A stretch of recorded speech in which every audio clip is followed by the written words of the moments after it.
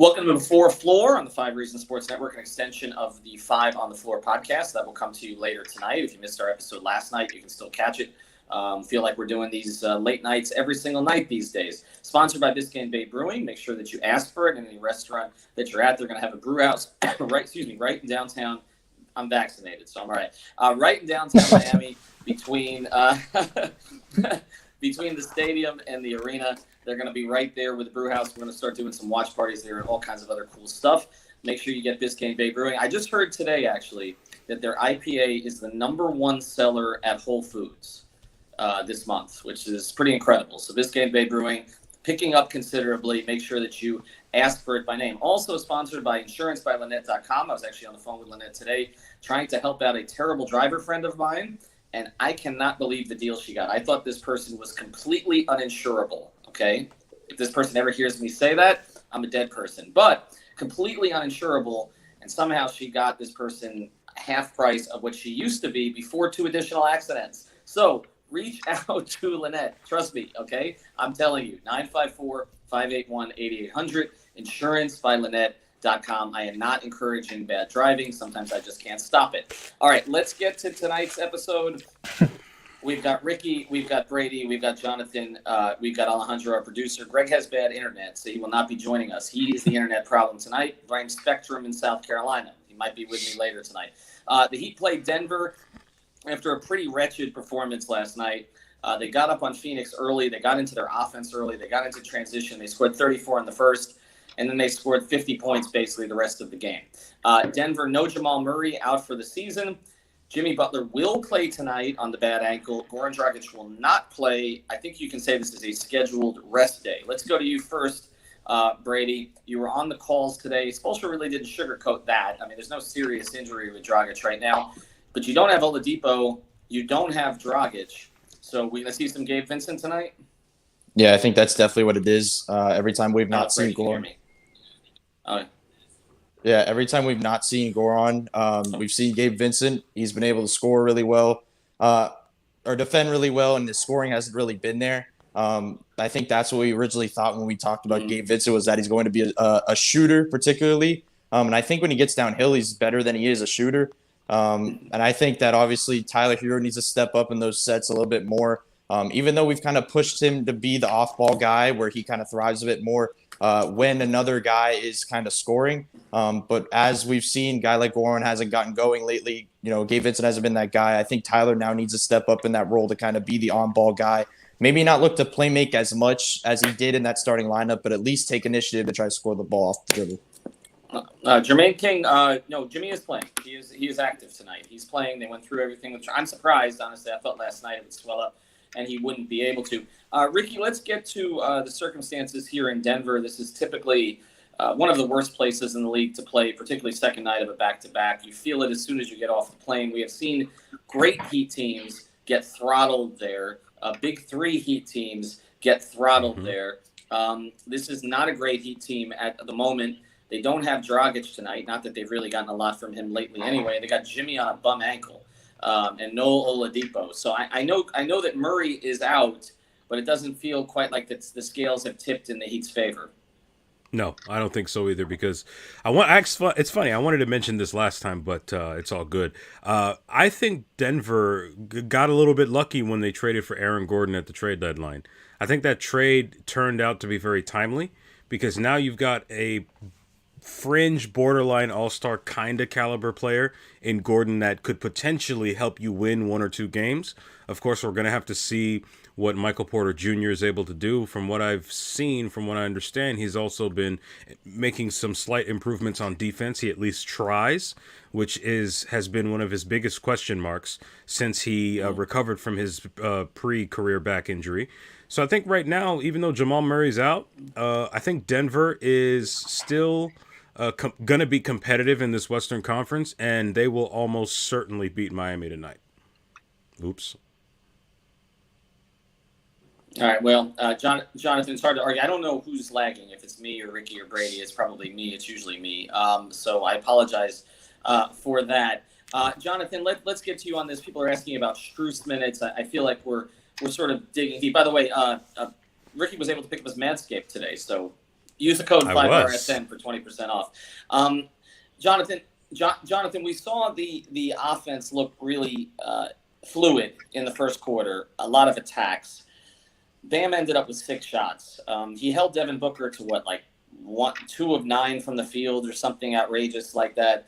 But he didn't get off any of his own shots. Now with sort of 24 hours to think about it, what's the problem there? I mean, it's just not that he's not looking for his own shot, right? When you have guys like Trevor Ariza, Goran, Hero, all these guys having more shot attempts than Bam, there's just no way we can really win this game because offenses are knowing that he's not being aggressive and looking for a shot, so they're playing the passing lanes anyway. So I don't know if it's a mental thing. I mean, this has probably been the hottest topic all season is Bam's aggressiveness. Like, when are we going to see it consistently? So I'm not sure really what the issue is there. He has the physical capabilities. He has the skills to do it. I mean, he's a guy that probably can average close to 30, 10, and 5, right, if he really wanted to do that. And he's just not taking the initiative offensively. Maybe we see a little bit more tonight, right? Jokic is a good center, but he's better offensively than he is defensively. He's a little slow-footed. So if Bam can actually just take him off the dribble and start attacking a little bit more, getting to the free throw line like we've seen him do, I think he can have a little bit of a bounce-back game today. Yikes. Yeah, you talking about that. That's his phrase, bounce back. I will say this. Bam has played Jokic pretty well over the years. Again, even dating back to his rookie season. That's been fairly competitive because, like you said, he does have the speed advantage there. To me, the number with him is 8 free throws. Let's get to 8 free throws tonight. It's not so much about the shot attempts, Brady. We always talk about the shot attempts. The mid-range seems to be there for him. He doesn't even look at the basket. But for me, it's like if he can attack, he's got to attack. He gets a switch. He's got to attack the switch. And it's just not happening enough. And I'm just past the point of, like, I appreciate Bam for everything he is as an unselfish player. But, dude, there ain't that many guys out there with you right now. Like, there's nowhere else for them to go. There's no Oladipo. There's no Dragic. He's got to attack. Yeah, and I think. Sorry, my bad, man. Go ahead. No, I just think it's when you're attacking, I think that's the key part. And when talking about the scheme wise, when talking about putting him in positions to score, we've seen them put Jimmy in position to kind of run, into those off ball things where he can attack with a lead pass. I think they need to use Bam in that type of way as well. Because if we've seen it when, especially when you're playing against drop bigs, that he's capable of attacking, but when he gets down there, he always does a kick out, to an Andre Iguodala contested 3 or things like that. But if they put him in positions, I think in those type of lead pass type plays, that can, be one way to kind of give him that confidence. But like it's continually talked about, it just comes down to him, realizing that he needs to find times to do it, especially in those non-Jimmy minutes. And we always look at the non-Jimmy minutes, the non-Bam minutes. Bam needs to step up in those minutes that once a couple months ago in the bubble, Goran was that guy. He's not able to really take, initiative in those offensive when Jimmy's on the bench. Now that needs to be Bam. That's a great. Go ahead, Ricky. One thing, Ben, and I'll let you in. That one comment from Ben there that Bam is selfish in his unselfishness. I haven't heard it put that quite before. That's an interesting way to look at it. Go ahead, Ricky. Yeah. I want to bring up a particular possession that has been making its rounds on Heat Twitter in the last day or so. There's this play where Bam, he got the ball with about 8 seconds left on the clock, didn't even look at the basket, and then gave it to Tyler Hero for like some last second heave.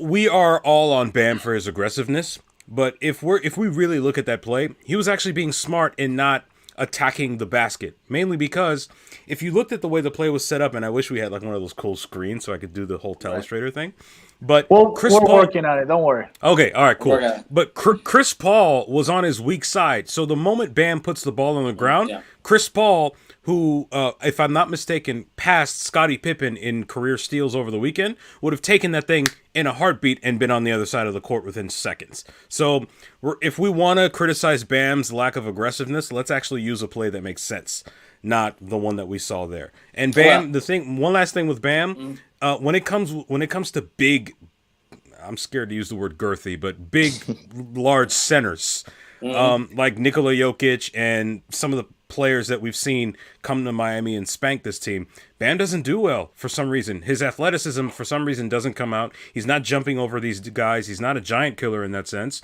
He essentially gets moved out of the paint, and if he's not taking jumpers the way he did against, that one night against Brooklyn, then, I don't know what else. I don't know what's going to happen there. This comment, and Ricky, I'm going to cycle back to you on that in a second. Christian, thank you very much. Let me read this. We will always read the comments that come in on the super chat. So we appreciate you guys contributing there. Heat culture revenge game tonight after Gordon's D-Wade diss track.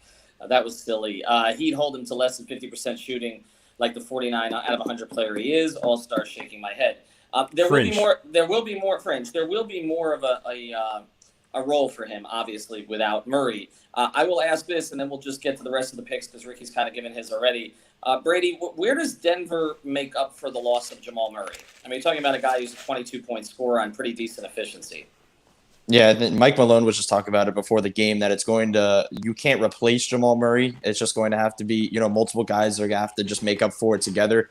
They have just a couple guys like Monte Morris, Campazzo, PJ Dozier that are going to have to step up into that role and give them something.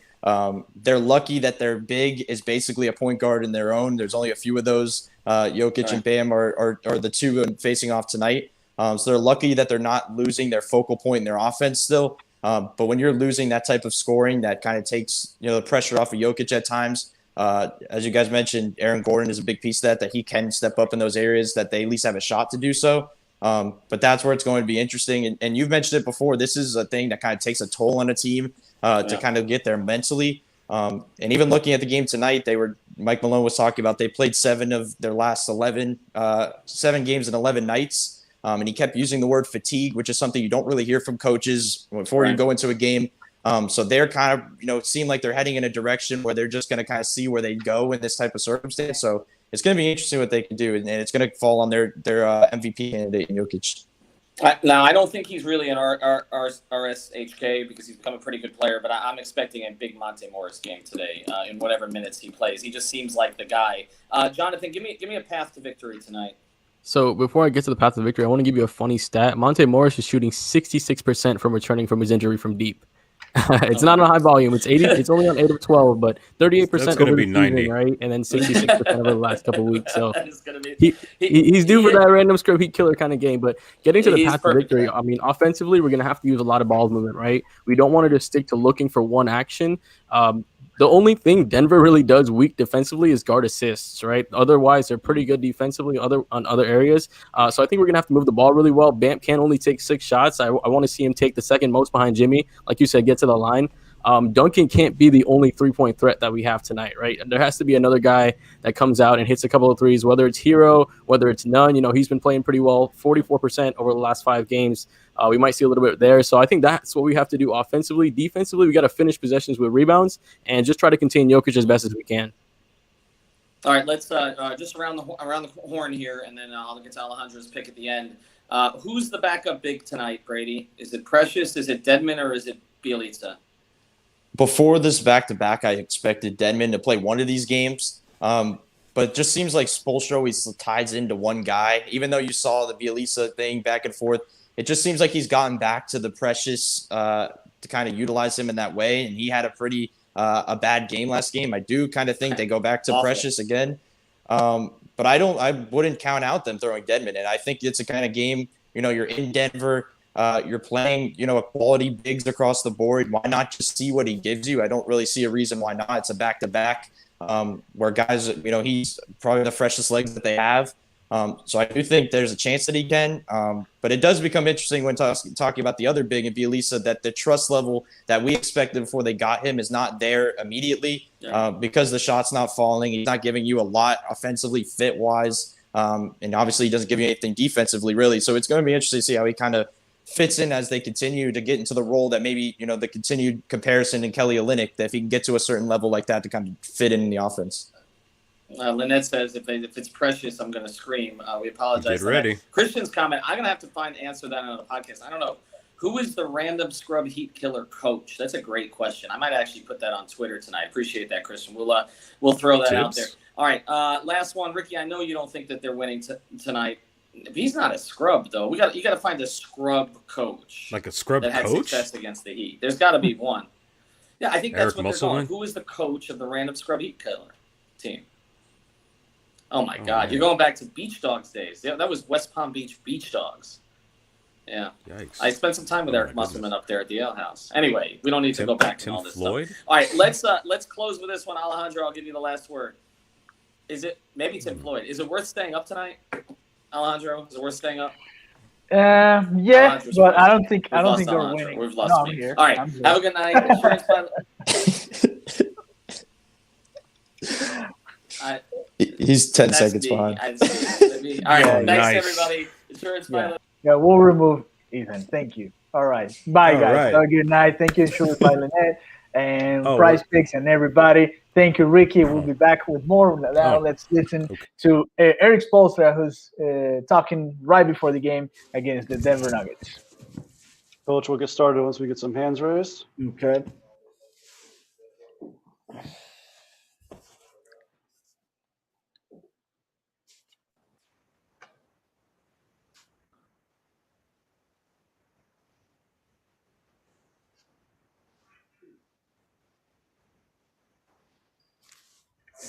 If anybody has any questions for Spo, please put on my screen. Oh, there he is.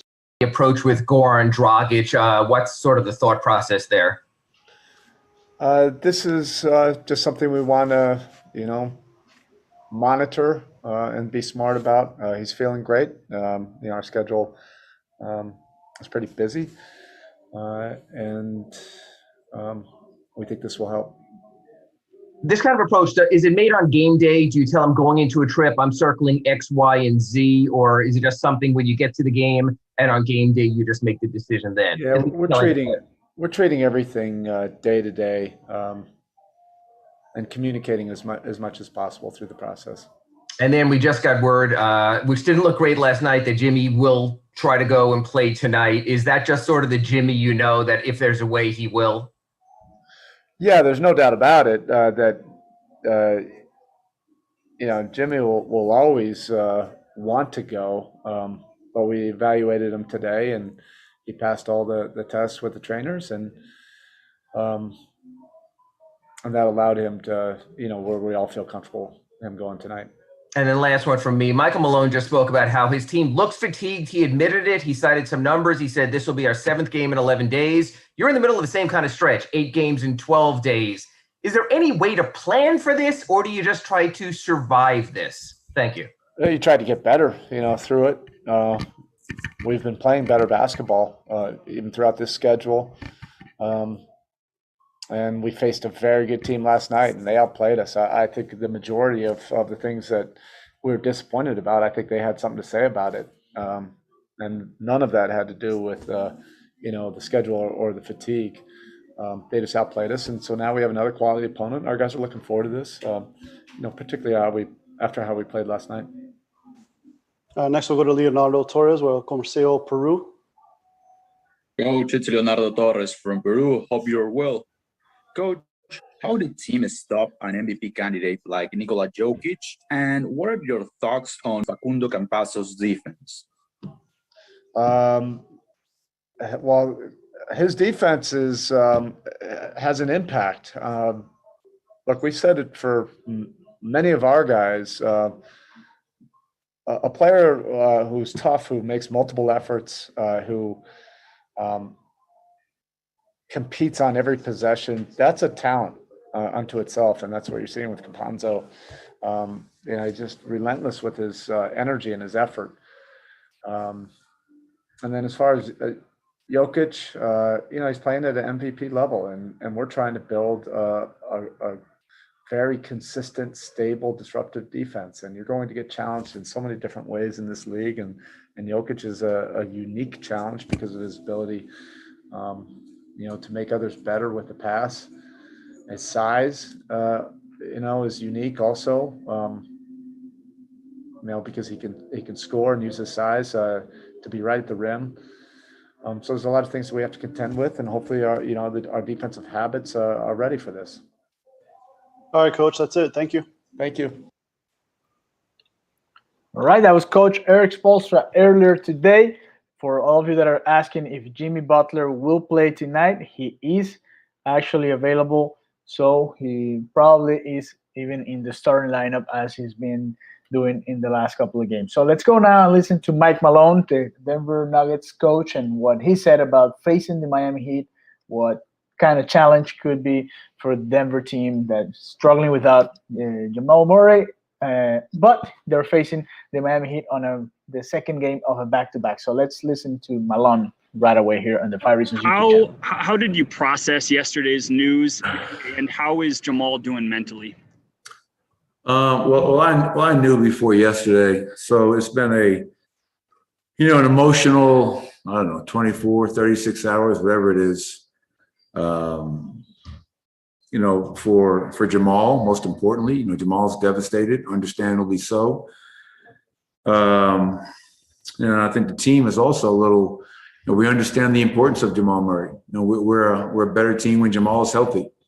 That's not a knock on anyone. But 21 points a game, 5 assists, 4 rebounds, 48% from the field, 41 from 3, 87 from the foul line, 1.3 steals. He's like almost second in every major category on our team behind Nikola. But that's my message to our group. As bad as we feel for Jamal, we have 18 games to go, Mike, and we have to find a way to kind of collect ourselves and understand the opportunity we have in front of us. We're 4th place in the Western Conference. We have had the Golden State game was not a great game for us. The last 14 minutes of the Boston game was obviously one of the worst 14 minutes of basketball the Nuggets have played in the last 6 years. So how do we kind of regroup, collect ourselves, collect our emotions, and move forward? And not one guy on our team can replace Jamal. It's going to take a collective effort, and we need everybody's best. Right now, we need everybody's best moving forward, and that's our hope starting tonight against Miami. Next, we'll go to Katie Wingy. Hey, Coach. Has Jamal talked to the team at all? Has he said anything to the guys or collectively talked to you guys as a group? I'm sure you and him have had conversations, but you said he's devastated. What has he said to the team? Yeah, I think right now, Katie, it's probably just been a lot more of just individual conversations or small groups within the locker room, on the plane, on the bus, in the training room, whatever it might be. It was really hard. We stayed over that game in San Francisco, and just sitting with him on the way to the airport, and just your heart breaks because you could see the raw emotion that he was feeling. And I've never had an injury like that, and I think probably that the hardest part of it is trying to comprehend and get a hold of what's in front of you from a rehab standpoint. And there are guys, 9 to 12 months is I'm not a doctor, but usually here between 9 and 12 months recovery from an ACL injury. And I'm just trying to shower Jamal with support and love and positivity, because it can really set you back a little bit. And I think his teammates are doing the same. We love him. We have his back, and we're going to help him, walk this walk in the next year. And I have no doubt that he will come back a better player, a stronger player. And, this is how he's made. That's in his DNA. I expect nothing less. Next, we'll go to Adam Morris. Hey, Michael, with 18 games to go, how much do you feel that the team needs to sort of retain the identity that's already been established? And to what extent does the team maybe need to discover a new identity now, missing such a big piece? Yeah, I don't know about creating a new identity at this point. It's hard to do, Adam, because, this is our 7th game in 11 days. You can see the fatigue on our players. You can see it in their bodies, their body language. In our last 10 games, for example, we're 8-2. The 8 wins in a row, I think we were first and second in field goal percentage and 3-point percentage. In our last 2 losses, I think we're 28th and 29th in field goal and 3-point percentage. And that's a direct indicator of how tired our guys are. But we don't have practice time. So it's kind of hard to say we're going to completely change our identity. So roles will change, obviously. And, we talked about that and how I don't want one person thinking they have to be Jamal Murray. No, that's not the case. I think it's going to be by committee. Nicole is still the focal point of everything we do. And now we're missing, obviously, our other player who was phenomenal last season in the playoffs and so far this year.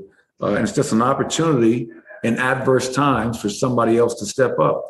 And we've seen that from this group in my 6 years, time and time again. Next, we'll go to Pat Graham. Hey, Coach, how you doing? Good.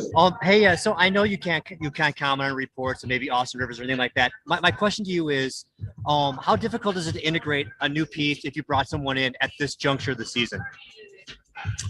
Yeah, I mean, it's 18 games to go, and there's not a lot of practice time because it seems like we play every day, every other day, and so it makes it challenging, to bring anybody in at this point. But same thing when we brought in Aaron Gordon and JaVale McGee. And obviously we had a 5 or 6, 7 game honeymoon period with that where things were great. And kind of the excitement is worn off and we're kind of coming back down to earth.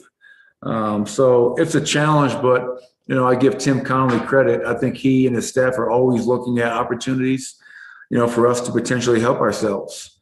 So if we were to bring somebody in, our team, the coaching staff, would do everything in our power to make sure that player was adjusted as quickly as possible. Next, we'll go to Mark Medina. Hi, Michael. Good to see you. And hope you're hanging in there through everything here. Thank you. What leadership qualities has Nikola shown through the ups and downs of the season and, in moments like this? Well, I mean, that's one area where I think he continues to really grow. Is being a leader, is his maturity, is handling adversity. And I think that's probably his greatest challenge right now. Like I think lately, and I've talked to him about this and I've tried to help him with this in my conversations with the referees and the league. But I really think lately he's allowing, that frustration of the whistle to really get to him. And it's understandable. I mean, I understand and can appreciate, but now with no Jamal and 18 games to go, as I mentioned earlier, we need the best version of everybody, but especially Nikola. He's got to be the guy that kind of rights the ship, puts a team on his back, because that's what MVPs do. And in my humble opinion, I think he is the MVP this season. So it's going to be really interesting to see how do we react to an emotional loss to a teammate that we care about deeply. And Nikola, because he's that great of a player and has that leadership qualities within him, I expect him to be able to understand that and start, handling these situations in a manner that he's shown he can do many times before. So that's going to be a terrific opportunity to handle a really difficult situation for Nikola and all of his teammates. It's not just on him, but it starts with him. All right, we have time for one more. We'll end with John Crotty, Heat Television. Hey, thank you. Hey, Mike. Good to see you. So without getting into necessarily who you're going to insert and play, can you give us a little bit of your feedback on what you see as the positives with Monte Morris and maybe Facundo Campazzo of, the elements they bring to your team and can help with Marriott? Yeah, obviously, as I mentioned earlier, John, it's not going to be on just Monte or Facu to replace Jamal. I mean, Jamal was just so valuable in so many different areas. But we finally have moved. Monte Morris was under a minute restriction, and that's been increased, which is helpful with no Jamal Murray.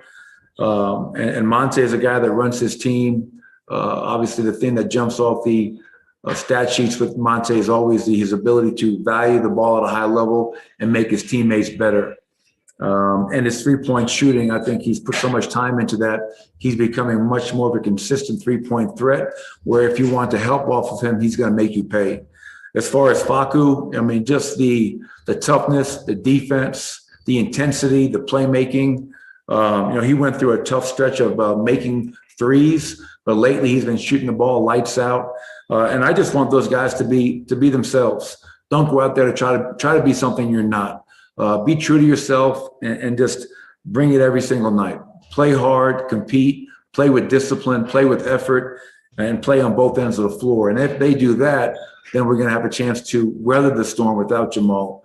And PJ Dozier is the last guy that I throw into that group. PJ is a jack of all trades. He can play the 1, 2, 3. Sometimes he'll play the 4 in a small ball game. I think PJ is going to get an opportunity to play as well. And I think he can help this situation out on top of Facu and Monte. Thanks a lot. That'll do it. Thanks, Coach. Thank you. All right, that was Michael Malone, the Denver Nuggets coach, obviously talking about not having Jamal Murray, who's out with a torn ACL injury. Sadly, he's going to be out, who knows, but around probably between 9 months to a year. So hopefully he can come back before that. So before we continue here and before we hear from the Miami Heat players, we have Bam Adebayo, Jimmy Butler, and Duncan Robinson after last night's loss against the Phoenix Suns. We're going to show you real quick the shoot-around. This is a segment that Gadiel Cartagena and Ariel Latias are doing daily. Well, not daily. Every time, every day, every game day. So early in the morning, every time the Miami Heat's going to play, they are going to have that segment up on their Twitter accounts. And we'll, of course, post it here on the YouTube channel. So let's go and listen to what are their takes for tonight's game against the Denver Nuggets. Welcome back to the shoot around. The Miami Heat just got absolutely demolished by the Phoenix Suns. They lost, I believe, 106-86, something along the lines of that. With all that being said, they play against the Denver Nuggets tonight. And while they are missing Jamal Murray, they do have MVP frontrunner Nikola Jokic, along with Aaron Gordon, Michael Porter Jr., amongst other players. They're still a pretty solid team. So, Ariel, what are you hoping to see from the Heat tonight that you did not see from the Heat against the Suns? I want Bam to have the game that he was supposed to have last night against Phoenix. I want him to take the jump shot from the mid-range in the lane, whatever it is, whenever Jokic is sagging off of him and sitting in the paint on every single pick and roll or pick and pop or any kind of screen action involving Bam. I want Bam to look to be a little bit more aggressive. He has so many offensive skills. He is a really good passer. He's a smart playmaker. He sets phenomenal screens. And so all of that lends to the Heat's dribble handoff game and all of that. That's fine and dandy. At a certain point, though, I want him to take more shots. I want him to be more aggressive. The progression has been there this season, but I want a little bit more. And if Jimmy, I don't know what the prognosis is on his ankle. I don't know if he's going to play, but if Jimmy's going to miss any sort of time, it's really time for Bam to step up because we're coming down the stretch run of the season and the Heat need to win games. Yeah, they do. And if you look at who Bam's playing against, Nikola Jokic, there's no shutting him down. He is a one-man offense, and he's an elite offense at that. And that's kind of the mold that I think Bam should be looking to follow. He's talented enough to do it pretty much on every single, maybe not exact level as a passer, but most levels that Nikola Jokic does most things, Bam should be able to do that, plus be an elite defender. Obviously, it's a lot to ask of a 23-year-old player, maybe 24. But that's kind of what we need Bam to be because everybody else on this roster is being inconsistent. Hero's inconsistent. Goran is anywhere from 35 to 65 years old right now. And you're not really getting that much outside of Jimmy and Duncan and Ariza's playing defense and whatnot. But that's all I really want to see. Just Bam looking to take shots, just take a lot of shot attempts. Honestly, he can be one of our best offensive players. Hopefully we get that. I cannot guarantee a Denver W. Ariel, are the Heat winning this game? Really quick. I'm going to go with a loss. It's a tough game. The Heat usually don't win in Denver. We'll see. Fingers crossed. All right, so that's it. That you can, check it out. The shoot around with Gadiel Cartagena and Ariel Atias every day before every game day for the Miami Heat. They're going to have the shoot around here on the YouTube channel and, of course, on their Twitter accounts. You can go check it out. Go follow them. They're doing a great job also on the post-game show. You guys have seen them, and if you haven't, we welcome you to stay up after the Heat game. Every night we go and talk about it here on the post-game show. So continuing with this pre-game show, let's go ahead now and listen to some of the Miami Heat players after that blowout loss last night, 20 points, 106-86 against the Phoenix Suns. Let's listen to what Jimmy Butler said about that particular game. And we'll start with Ira Winterman. Airhead Duncan on the other feed. Could you just sort of take us through what happened on that play, your level of concern at that moment, and then how good it felt to check back in? I rolled my ankle, but I'll be okay. It's always good to go out there and hoop. Be ready to go tomorrow. Coach came in and said he felt it should have been a flagrant foul that the league talks about. You don't get into a guy's landing space, and that wasn't called. Were you surprised at no call, or were you just more concerned about your ankle at that moment?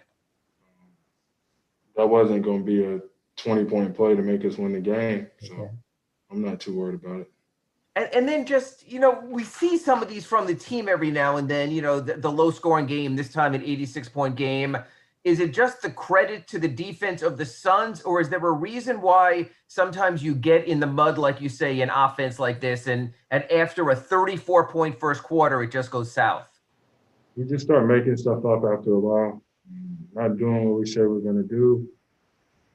And it turns bad very quickly. We just got to get away from that. We know what we're supposed to be doing. We just choose not to do it. Next, we go to Christos Saltas. Hello, Jimmy. Hope you are doing well. How could you explain the way that the team closed the third quarter of tonight's game against the Suns, and what would you need to improve to the next game against the Nuggets? Our offense needs to get drastically better. I think we did a good job on the defensive end. Had a couple miscues, but nothing too crazy. But I would think our offense, our spacing, moving the ball a little bit more, all of that's going to help us score a lot more points than 86. All right, Jimmy, thank you. Thank you, sir. All right, that was Jimmy Butler real quick. And let's continue listening now to Bam Adebayo. Here soon, the Miami Heat will be posting tonight's starting five. So let's go ahead and listen to Bam Adebayo and then Duncan Robinson, and we'll wrap it up with the starting five for the Miami Heat. Hey, Bam, we'll get started once we get some hands raised here.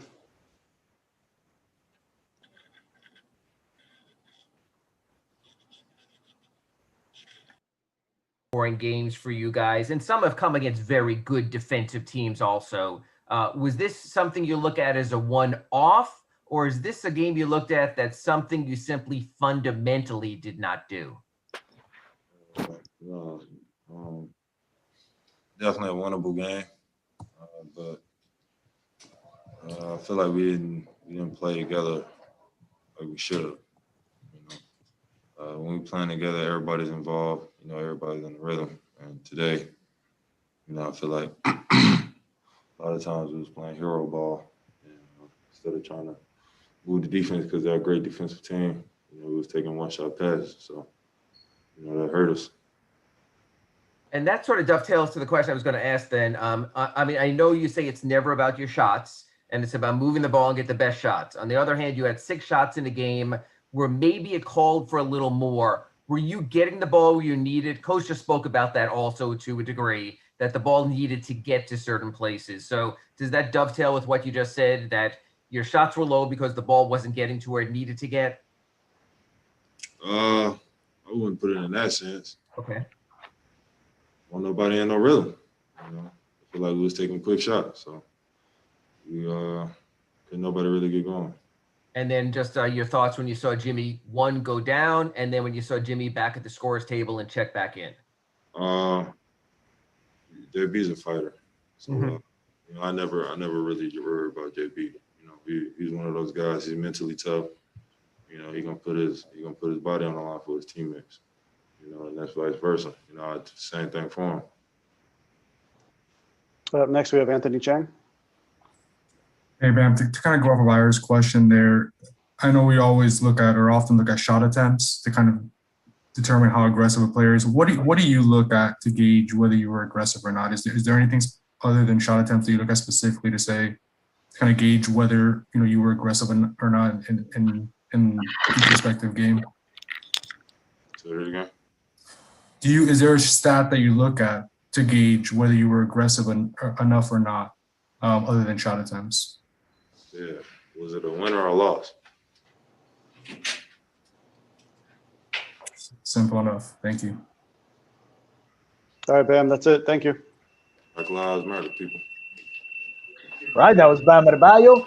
One more, and we have the starting lineup here for the Miami Heat. That's going to be Duncan Robinson to close it up before we give the starting lineup, and we wrap it up to go enjoy the game between the Miami Heat and the Denver Nuggets. Let's go ahead and listen to Duncan Robinson, who's actually on a good roll right now. Duncan Bam is actually on the other feed right now, talking about how the ball didn't really get to where it needed to, that the ball stuck a little bit tonight. Do you attribute that sort of as part of the reason for the overall 3-point shooting, the reserves we're 0-17 from beyond the arc. Is it as much not the shooting is getting the ball where it should be in the first place?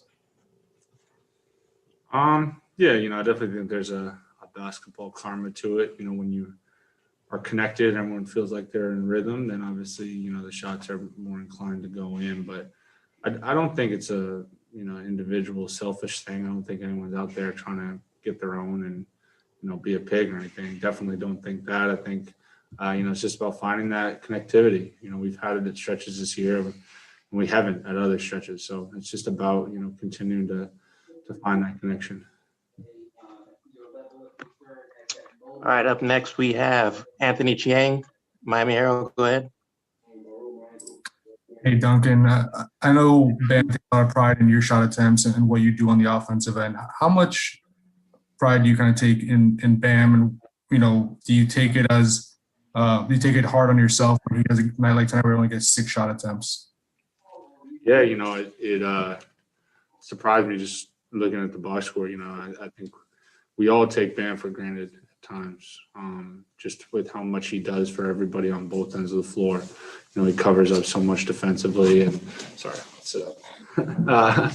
covers up so much defensively and offensively is, so willing to get other people involved. So it's definitely a responsibility on us to do the same. And I have a lot of opportunity to do that, especially when coming off of handoffs. I missed him a couple of times, turned the ball over once.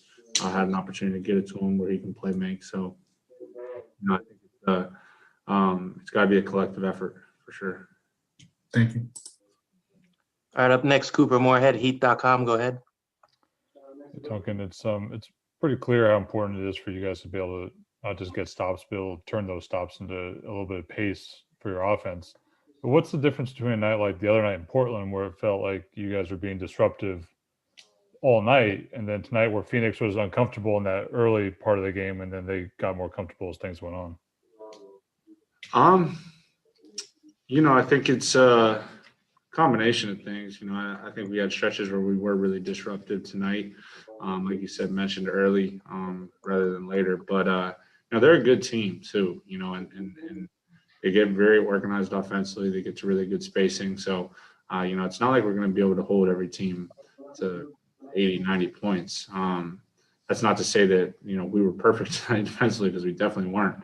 But yeah, it's about getting those stops, converting those stops, getting out in transition and letting the ball find energy. So, yeah.